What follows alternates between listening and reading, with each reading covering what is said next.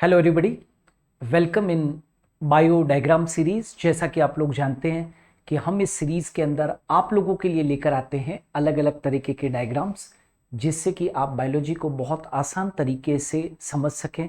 ना केवल हम लोग यहाँ पर डायग्राम को प्रेजेंट करते हैं, डायग्राम के साथ में उसकी लेबलिंग और उसको पूरा एक्सप्लेन भी यहाँ पर करते हैं। तो काइंडली इसके ऊपर कंसंट्रेट कीजिए और चैनल को सब्सक्राइब भी कर दीजिए और हमारे इस वीडियो को शेयर भी कर दीजिए। सो शुरू करते हैं बायो की इस डायग्राम सीरीज के अंदर। आज का मेरा टॉपिक है माइटोसिस की एक स्टेज होती है और उस स्टेज को दोस्तों बोलते हैं एनाफेज, राइट। एनाफेज स्टेज बहुत इंपॉर्टेंट स्टेज है, इसलिए मैंने आज यहाँ पर लिया है ताकि हम डायग्राम के थ्रू पूरी स्टेज को पढ़ लें तो थ्योरी भी याद करने की आपको ज़रूरत नहीं पड़े। तो एनाफेज जो है it is the shortest phase of mitosis, है ना। और इस फेज के अंदर आपको क्रोमोसोम्स अलग अलग शेप के दिखाई देते हैं, है ना। Chromosomes of different shapes are visible. chromosomes of different shapes visible। यहां पर क्रोमोसोम अलग अलग शेप के हो सकते हैं, हो सकता है वो वी शेप के हों, जे शेप के हों, है ना, एल शेप के हों, एक्सेट्रा, इस तरीके के। तो chromosomes of different shapes are available and it is the shortest phase of the mitosis. इस स्टेज का सबसे इंपॉर्टेंट फीचर ये है दोस्तों कि यहां पर सेंट्रोमियर डिवाइड हो जाता है।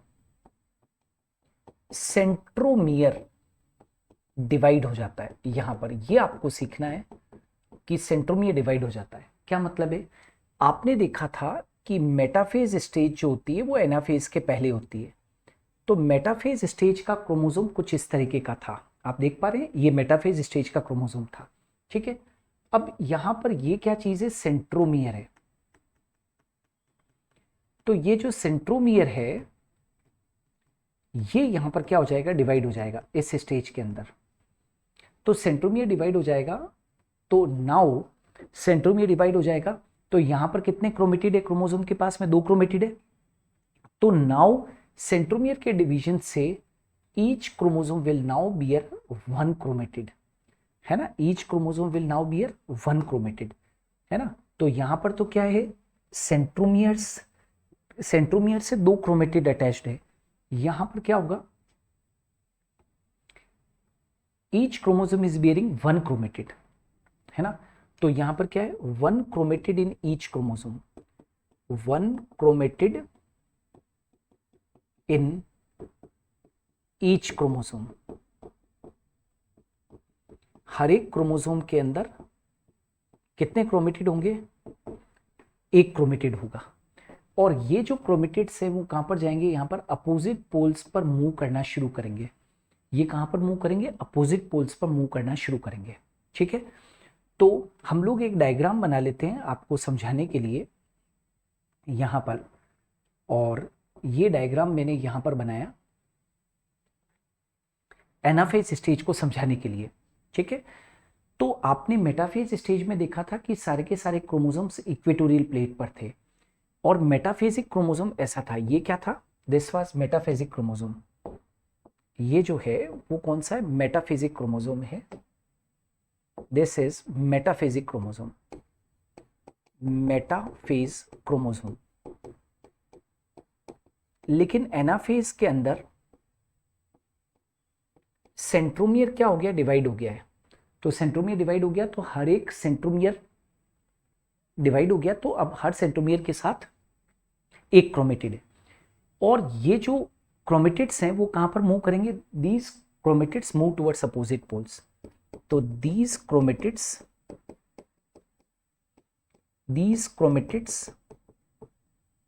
Move towards opposite poles. अब ये अपोजिट पोल्स पे कैसे जाते हैं? तो उसके अंदर भी एक मैकेनिज्म है, लेकिन पहले हम यहां पर ये पढ़ लेते हैं कि ये इस तरीके से, ये देखो, each chromosome is now bearing how many chromatids, 1 chromatid, ठीक है, ईच क्रोमोसोम बियर 1 क्रोमेटिड। और ये आप जानते हो कि ये क्या है, पोल्स है, ये पोल्स है। तो क्रोमोसोम्स किधर की तरफ मूव कर रहे हैं, अपोजिट पोल्स की तरफ मूव कर रहे हैं, है ना। तो अब यहां पर अपोजिट पोल्स पर मूव करने के लिए जो चीज हेल्प करती है वो कौन होते हैं, स्पिंडल फाइबर्स होते हैं। तो ये देखो यहां पर इस स्टेज के अंदर आपको 3 टाइप्स के स्पिंडल फाइबर्स दिखाई देंगे, है ना। मैं कलर चेंज कर देता हूं तो आपको जल्दी समझ में आएगा। तीनों कलर के स्पिंडल फाइबर्स के लिए मैं कलर चेंज कर रहा हूं, राइट। सो आप लोगों को अच्छे से चीजें समझ में आ जाए।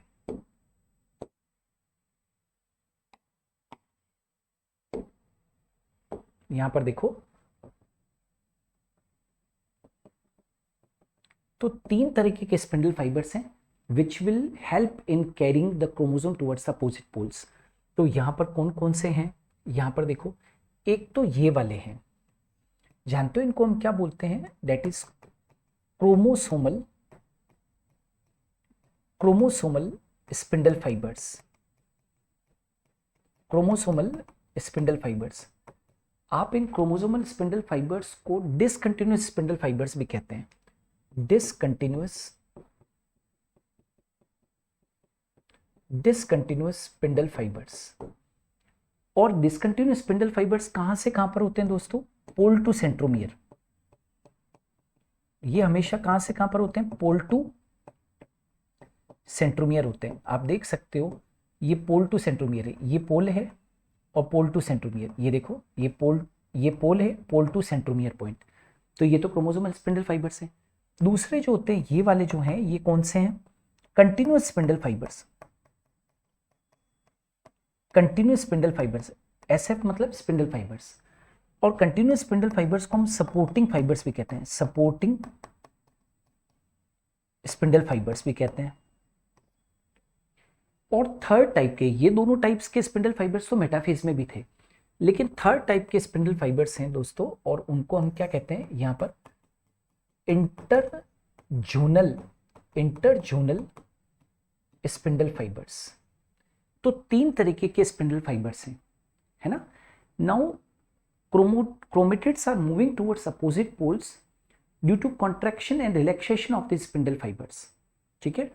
तो यहां पर एक मैकेनिज्म चलता है, यहां पर एक मैकेनिज्म चलता है, याद रखना, ड्यू टू पुलिंग एंड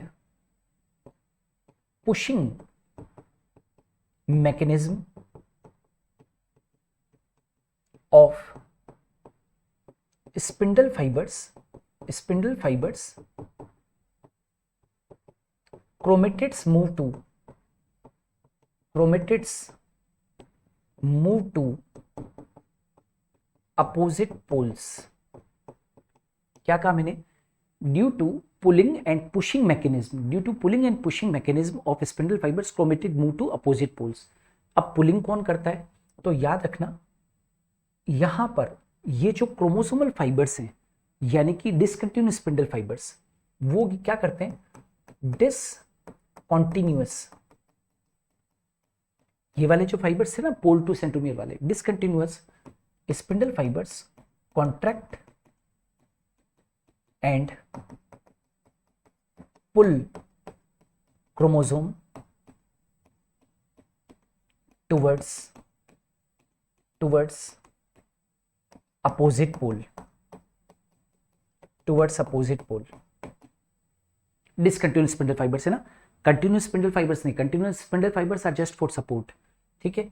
जबकि इंटरजोनल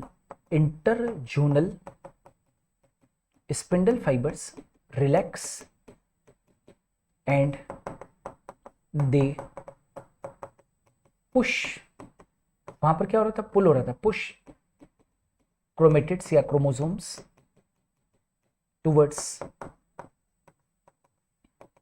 अपोजिट पोल्स। तो आप समझने की कोशिश करो, डिसकंटिन्यूअस स्पिंडल फाइबर्स यानी कि क्रोमोसोमल फाइबर जो है वो क्रोमोसोम्स को पुल कर रहे हैं, किधर की तरफ, अपोजिट पोल्स की तरफ, ठीक है, ये पुल कर रहे हैं।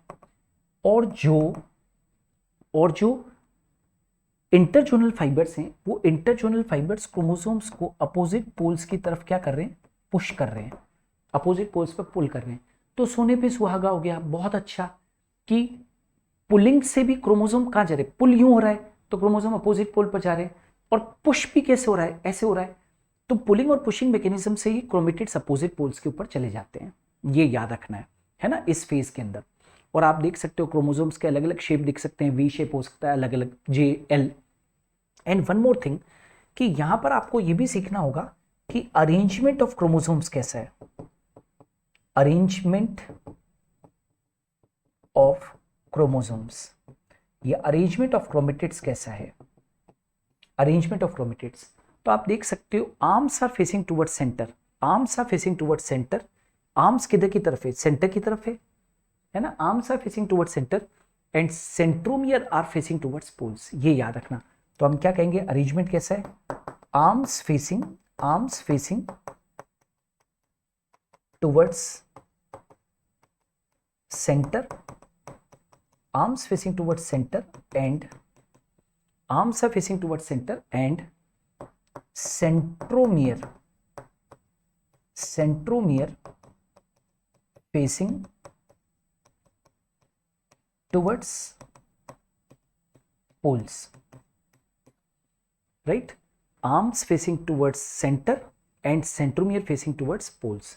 तो ये भी याद रखना, ये अरेंजमेंट है। और ये एनाफेज जो है वो माइटोसिस की क्या है, सबसे शॉर्टेस्ट फेज है।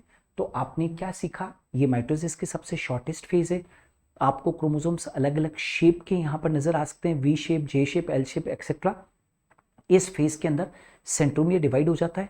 सेंट्रोमियर के डिवाइड होने से हर एक क्रोमोसोम के पास में दोस्तों एक क्रोमेटिड होता है, और यहाँ पर क्रोमोटिड्स जो होते हैं या क्रोमोसोम्स जो होते हैं वो अपोजिट पोल्स पर मूव करते हैं।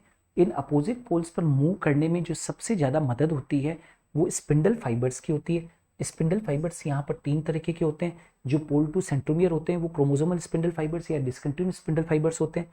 जो पोल टू पोल होते हैं, कंटिन्यूअस स्पिंडल फाइबर्स कहाँ से कहाँ पर होते हैं, pole to pole, pole to पोल। आप देख सकते हो कि ये पोल टू पोल है, ये जो ब्लू कलर से बता रखे हैं। तो पोल टू पोल जो होते हैं वो कंटिन्यूअस स्पिंडल फाइबर्स या सपोर्टिंग स्पिंडल फाइबर्स होते हैं।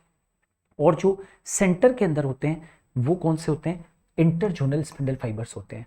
यहाँ पर एक स्पेशल मैकेनिज्म चलता है, due to pulling and pushing mechanism of spindle fibres, chromatid move towards the opposite poles. Here the discontinuous spindle fibers contract and they pull the chromosomes towards the opposite poles, while the interjonal spindle fibers relax and they push the chromatid towards the opposite poles.